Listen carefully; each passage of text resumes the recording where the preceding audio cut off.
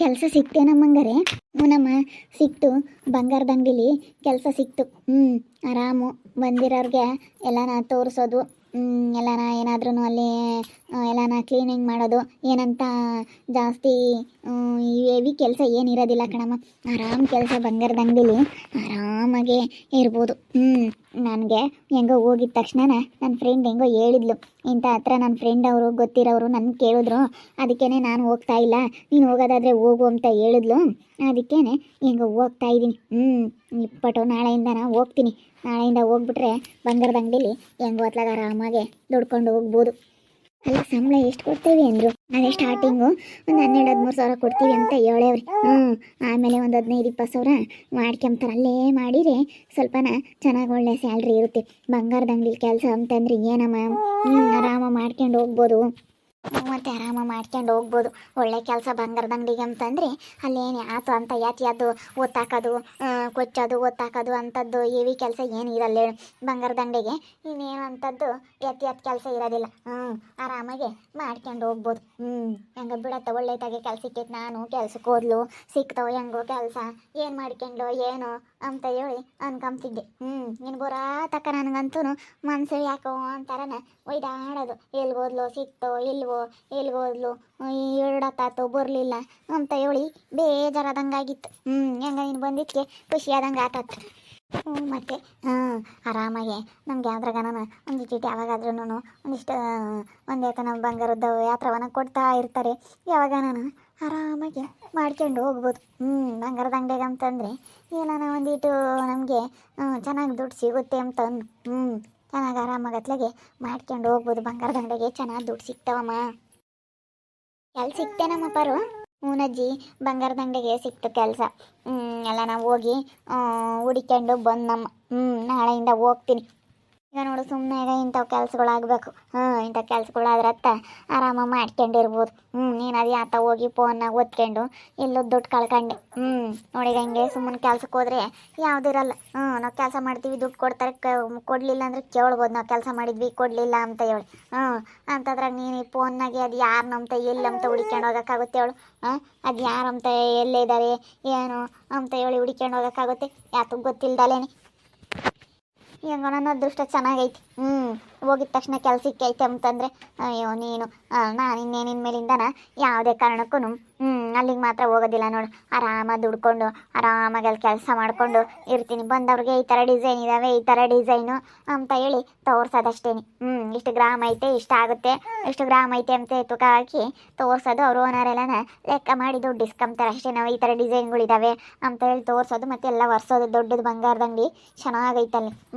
ಅಲ್ಲೆಲ್ಲ ನಾವು ಕೆಲಸ ಮಾಡೋದು ಆರಾಮಾಗಿರುತ್ತೆ. ಏನಂತ ಎತ್ತಿಲ್ಲ. ಆರಾಮಾಗೆಲ್ಲ ಗ್ಲಾಸ್ಗಳೆಲ್ಲ ಒರೆಸೋದು, ನೀಟಾಗೆಲ್ಲ ಧೂಳುಗಳು ಕೊಡ್ಬೋದು. ಬೆಳಗ್ಗೆ ಟೈಮ್ ಹೋಗೆಲ್ಲ ಕಸ ಹೊಡೆದು ಬಾಗಿಲಿಗೆಲ್ಲ ನೀರು ಹಾಕೋದು, ಅದೇ ಅಷ್ಟೇ. ಬೇರೆ ಅಂತ ಎತ್ತಿ ಕೆಲಸ ಏನೂ ಇಲ್ಲ. ಐಟಮ್ಗಳು ಯಾವನ ಬಂದವು ಜೋಡಿಸೋದು, ಅದು ಇರುತ್ತೆ ಅಷ್ಟೇ. ಹೆಂಗೆ ಬಿಡ್ತಾ ಎತ್ತ. ದೇವ್ರ ದಯದಿಂದನ ಒಳ್ಳೆ ಸಿಕ್ಕೈತಿ. ನಾವು ಏನು ಮಾಡೋಣ ಏನೋ ಎತ್ತು ಹುಡುಗಿ ಏನು ಮಾಡುತ್ತೋ ಏನೋ ಮಂಗಾಗಿತ್ತು. ನನಗಂತೂ ಬೈವದಂಗಾಗಿತ್ತು ಹೋಗತ್ತೆ. ಇನ್ಮೇಲೆ ಬಿಡು, ಅವ್ರ ತಕ್ಕ ಯಾತಕ್ಕೆ ಹೋಗ್ತಿ ಸುತ್ತಾಡ್ಕೊಂಡು. ಏನು ಕೆಲ್ಸಕ್ಕೈತಿ ಇನ್ಮೇಲಂತೂ ಹೋಗೋದೇ ಬೇಡ.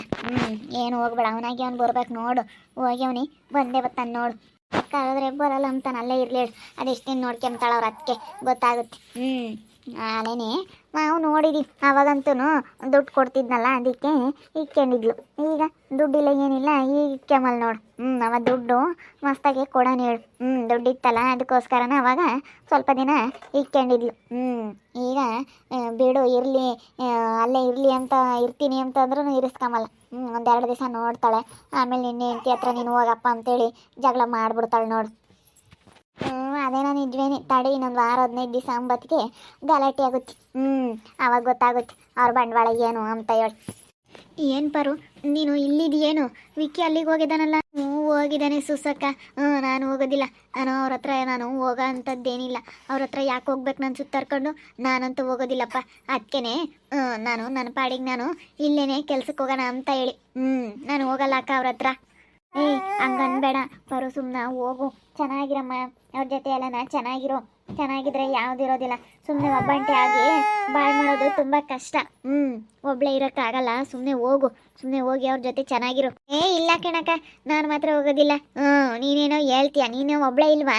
ನೀನು ಇವಾಗ ಎಷ್ಟು ದಿನ ಒಬ್ಳೆ ಇದೆಯಾ ಹೇಳು? ನಿಮ್ಮ ಅಣ್ಣ ತಮ್ಮಗಳನ್ನೆಲ್ಲ ಬಿಸಾಕೊಂಡು, ನಿಮ್ಮ ಅಣ್ಣನು ನಿಮ್ಮ ಅತ್ತಿಗೆರ್ನು ಎಲ್ಲರನ್ನೂ ಬಿಸಾಕಿ ನೀನು ಹೆಂಗೆ ಒಬ್ಳೆ ಇದೆಯಾ?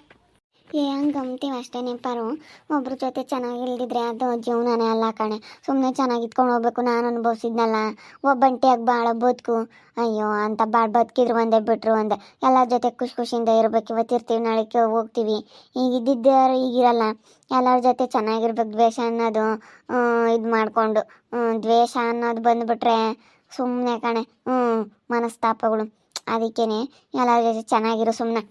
ಇಲ್ಲ ಕಣಕ, ಯಾರು ಏನೇ ಹೇಳಿದ್ರು ಸರಿ, ನಾನು ಮಾತ್ರ ಯಾರ ಜೊತೆನೂ ಚೆನ್ನಾಗಿರಲ್ಲ. ನಾನು ಯಾರ ಹತ್ರನೂ ತಗ್ಗೋಗಲ್ಲ. ನಾನು ಯಾರ ಹತ್ರನೂ ಕೈ ಚಾಚಲ್ಲ. ನಾನು ಸೋತೆ ಅಂತ ಯಾರ ಹತ್ರನೂ ಒಪ್ಕೊಳ್ಳೋದಿಲ್ಲ ನಾನು. ನಾನು ಏನಿದ್ರು ನಾನು ಹಂಗೆ ಇರೋದು. ಯಾತಕ್ಕೆ ಯಾರು ಸುತ್ತಾರ್ಕೊಂಡು ಹೋಗಲ್ಲ ಕಣಮ್ಮ ಸುಸು. ಏಟೇನೇ ಐತೆ ಅಂತಂದ್ರೂ ಹೋಗೋದಿಲ್ಲ. ಸುಮ್ಕಿರ, ಅವಳಿಗೆ ಹೇಳ್ಬೇಡ. ಅವಳು ಹಂಗೆ ನಮ್ಮ ಪಾರು ನಮ್ಮಂಗೆ. ಅವಳು ಯಾರ ತಕ್ಕೂ ಸುತ್ತಾರ್ಕೊಂಡು ಹೋಗಲ್ಲ. ಒಂದು ಮಾತು ಬಂದೈತೆ ಅಂತಂದ್ರೂ ಎಲ್ಲೋ ಅಲ್ಲೆಲ್ಲೆಲ್ಲೂ ಹೋಗಲ್ಲ. ಅವಳು ಹಂಗೆ ನಮ್ಮ ಪಾರು ಅಂತಾರ. ಅವಳು ಯಾರ ಹತ್ರನೂ ಹೇಳು ಹಂಗೇನೆ. ಸುಮ್ಕಿರ್ ನೀನೇನು ಹೇಳ್ಬೇಡ. ಸರಿ ಆಯ್ತು ಕಣಜ್ಜಿ.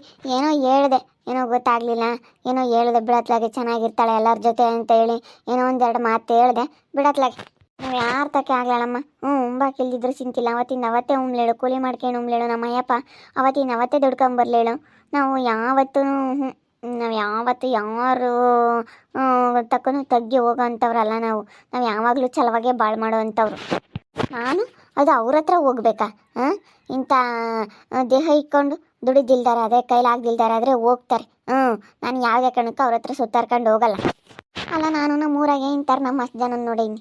ಹೋಗೋದಿಲ್ಲ, ನಾವು ಮಾತಾಡ್ಸೋದಿಲ್ಲ, ನಾನು ಅವರು ಅಂತ ಹೇಳಿ ಹಿಂಗೇ ಜಂಬ ಮಾಡಿಕೊಂಡು ದೌಲತ್ ಮಾಡಿಕೊಂಡು ಹಿಂಗೆ ಇದ್ದವರು. ನಿಜವಾಗ್ಲೂ ಇವತ್ತು ಇವತ್ತು ಬೇರೆ ಯಾರೂ ಬೇಡ. ನಿಮ್ಮ ಸುಗುಣ ಅತ್ತೆನೇ ತಗೊಳಮ್ಮ. ನಿಮ್ಮ ಸುಗುಣ ಅತ್ತೆನೇ ಹೆಂಗಿದ್ರು, ಸೊಸೆ ಮಗನ್ನ ಮಾತಾಡ್ಸಲ್ಲ, ಪ್ರೀತಿಯವ್ರನ್ನೂ ಮಾತಾಡ್ಸಲ್ಲ ಅಂತ ಹೇಳಿ ಹೆಂಗೆ ಇದ್ದವರು. ಇವಾಗ ಅವ್ರ ಹತ್ರ ಹೋಗ್ಲಿಲ್ವಾ ಅವರು ಮಾತಾಡ್ಸ್ಕೊಂಡು ಹಂಗೇನೆ. ಇವಾಗ ಹುಷಾರಿಲ್ಲದಕ್ಕೋಸ್ಕರ ಸೊಸೆ ಮಗ ಬೇಕಾಯಿತು. ಸೊಸೆ ಮಗನ ಹತ್ರ ಹೋದ್ರು. ಹುಷಾರಿಲ್ಲದಕ್ಕೋಸ್ಕರ ಹೋದ್ರು ತಾನೆ. ಈ ಮನುಷ್ಯನಿಗೆ ಎಲ್ಲ ಚೆನ್ನಾಗಿದ್ದಾಗ ಯಾವುದೂ ಬರೋದಿಲ್ಲ. ಈಗ ಹಿಂಗೇನಾದ್ರೂ ಸ್ವಲ್ಪ ಹುಷಾರಿಲ್ಲದ ಸಮಯದಲ್ಲಿ ಇಂಥವೆಲ್ಲ ಬಂದಾಗ ಹೋಗ್ಲೇಬೇಕಾಗುತ್ತೆ. ನೋಡಿ ಇವಾಗ ನಿಮ್ಮ ಸುಗುಣ ಅತ್ತೆ ಹೆಂಗೆ ಆಡ್ತಾಯಿದ್ರು. ಹಿಂಗೆ ಆಡ್ತಾ ಇದ್ದವರು ಇವಾಗ ಪ್ರೀತಿ ಅಕ್ಕನ ಹತ್ರನೇ ಬರೋ ಹಾಗಾಯ್ತಾ? ಆ ಪ್ರೀತಿನ ಅಕ್ಕನೇ ಆಗಲಿ ಯಾರೇ ಆಗಲಿ ನಾನು ತಲೆ ಕೆಡಿಸ್ಕೊಂಬಕ್ಕೆ ಹೋಗಲ್ಲ. ಯಾರು ಹೇಳಿದ್ರು ಅಷ್ಟೇ. ನಾನು ಹಂಗೇನೆ. ನಾನು ಯಾವಾಗಲೂ ನಾನು ಹಿಂಗೆ ಇರೋದು. ನಾನು ಮುಂದಕ್ಕೆ ಹಿಂಗೇ ಇರೋದು. ನಾನು ಯಾರ ಬಗ್ಗೆ ಏನೂ ತಲೆ ಕೆಡಿಸ್ಕೊಳಕ್ಕೆ ಹೋಗಲ್ಲ. ನನ್ನ ಪಾಡಿಗೆ ನಾನು ಇರ್ತೀನಿ ಅಷ್ಟೇ. ಯಾರು ಹೆಂಗಾದ್ರೂ ಮಾಡ್ಕೊಂಡು ಹಾಳಾಗೋಗ್ಲಿ, ನಾನು ತಲೆ ಕೆಡಿಸ್ಕೊಂಬಕ್ಕೆ ಹೋಗಲ್ಲ ಅಕ್ಕ. ನೀನಲ್ಲ, 10 ಜನ ಅಲ್ಲ, 1000 ಜನ ಬಂದು ಹೇಳಿದ್ರು ಇಷ್ಟೇ. ನಾನು ಮಾತ್ರ ಅವ್ರ ಹತ್ರ ಸುತ್ತಾರ್ಕೊಂಡು ಹೋಗೋದಿಲ್ಲ. ಅದು ನನ್ನ ಹತ್ರನೇ ಬರಬೇಕು ಅವರು. ನನ್ನ ಗಂಡ ಬಿಟ್ಟು ಹೋಗಿದ್ದಾನ, ನನ್ನ ಗಂಡ ಬಿಟ್ಟು ಹೋಗಿರೋನು ನನ್ನ ಹತ್ರನೇ ಬರಬೇಕು. ಅಷ್ಟೇ. ನನ್ನ ಗಂಡ ಬಿಟ್ಟು ಹೋಗಿರೋನು ಬರೋವರೆಗೂ ನಾನು ಏನೂ ಮಾತಾಡೋಕೆ ಹೋಗಲ್ಲ, ಏನೂ ತಲೆ ಕೆಡಿಸ್ಕೊಳಕ್ಕೆ ಹೋಗಲ್ಲ. ನಾನು ಅಷ್ಟೇ. ಇಂಥವ್ರನ್ನ ಎಷ್ಟು ಜನ ನೋಡಿದೆ, ಅದರಲ್ಲೂ ನಾನು ಒಬ್ಳು. ನಾನು ಹೋಗೋದಿಲ್ಲ ಅಂತ ಹೇಳಿ ನಾನು ತುಂಬ ಹಠ ಮಾಡ್ತಾ ಇದ್ದವಳು. ಇವತ್ತು ನಮ್ಮ ಅಣ್ಣ ನಮ್ಮ ಅತ್ತಿಗೆ ಬೇಕು ಅಂತೇಳಿ ನಾನು ಹೋದೆ.